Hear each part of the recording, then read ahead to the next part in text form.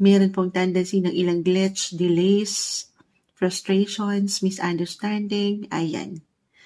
So, ano na yun? Ang mga bagay-bagay naman ay sabi nga nila ay maidadaan sa mabuting usapan. So, naway mapag-usapan nyo ito ng walang pagkalabis or pagkakulang. Pero hindi nyo naman kailangan agad-agad harapin yun. I mean, if this is something talagang malalim, maging malalim, take it easy. Unti-untiin, magpalamig muna kung kinakailangan. If ever lang naman po ay mag-resonate yung message. Kasi meron kayong pwedeng maapaangat. So, reversal tayo guys ha.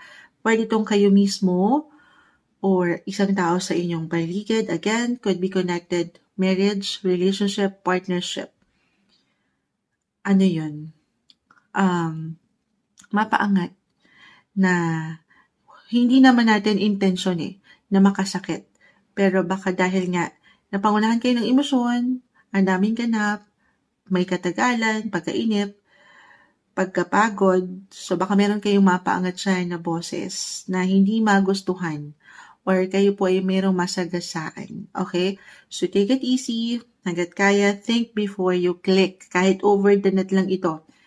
Huwag kayong padalos-dalos sa bawat actions or decisions ngayong mid-February.